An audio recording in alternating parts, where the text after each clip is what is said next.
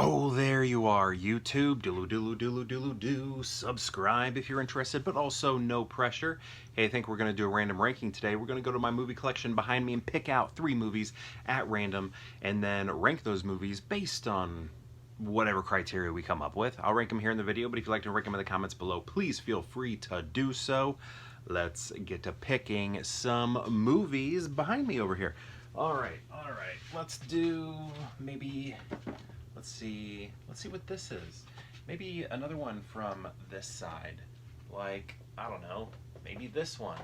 And then, what do you say? Something over here? Maybe, let's see what this is. It's a slipcover. Let's see if we've seen it. Yes, and yes. I feel like I've done this one recently.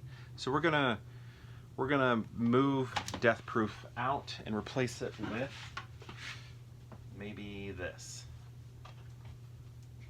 Oh yeah, okay. So here we go. First off, we're going to go with Room. Hey, I just saw this little kid right here, Jacob Tremblay, just graduated high school.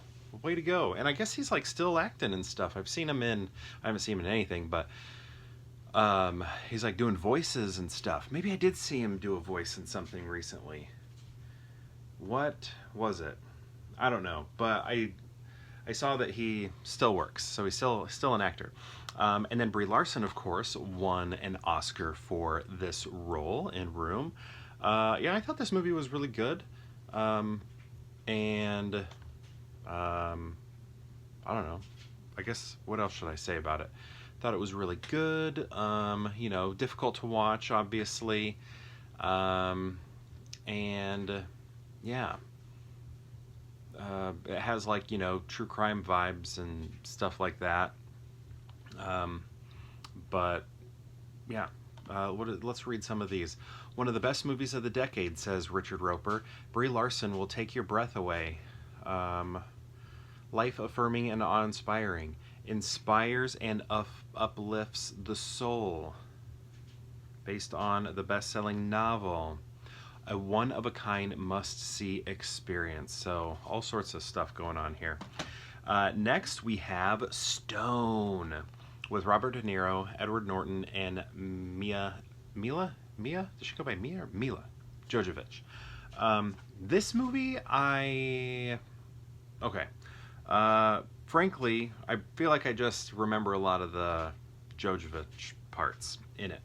But I think something really amazing about this movie is that there's a character playing a younger Robert De Niro in it. And man, was he cast so well. He doesn't have a lot of like stuff to do acting wise, or maybe he does, but he's kind of like silent or whatever, if I remember correctly. But the physical appearance is like so strong. Like they hired him based on his looks, because he looks like a young, it's weird because he doesn't look like young De Niro. He doesn't look like the actual young De Niro. He looks like old De Niro younger, if that makes any sense. Like when we look at young De Niro from Mean Streets or Godfather Part 2 or something like that, this guy does not look like that. It's very bizarre. What he looks like is this. He looks like this, but younger, which is not young De Niro. Does any of that make sense? I just thought that was wild. Look at that foil we got going on here. Got the slip. Yeah. These parts are the part of the movie I remember the most.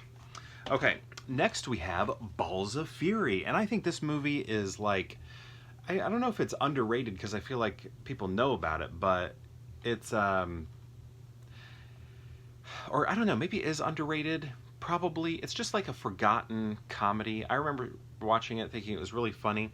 I think the deal is it doesn't have a lot of big names in it other than Christopher Walken. Now he's in it, but he's not like the main character or anything.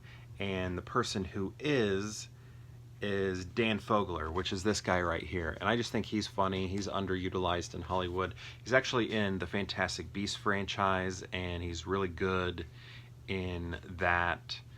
but I don't know if that series is going to continue. He had some stuff going on in Walking Dead for a while, and I feel like he had to leave Walking Dead quite a bit because sometimes he gets forgotten on that show, and I think it's because he was filming Harry Potter stuff or Fantastic Beasts, and then he comes back, and man, did he had a really like strong performance there at the end, and man, he was good. Also, oh yeah, Maggie Q, George Lopez. I mean, I like it. I think it's funny. I mean, it's been years since I've seen it, but I remember thinking it was pretty hilarious. Okay, so how are we gonna rank them? Let's see.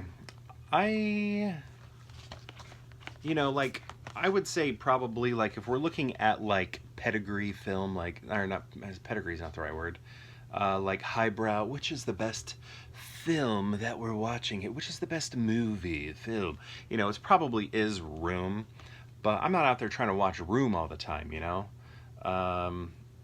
so I think I have to put it at the end, even though it's the best movie. You get what I'm saying? So my ranking here is not the best film. It's just kind of the one I want to watch the most. The one I want to watch the most. I want to rewatch Balls of Fury the most, and then I want to give Stone another shot. I do remember feeling like it was long. I don't know if it actually is long, but it felt long to me.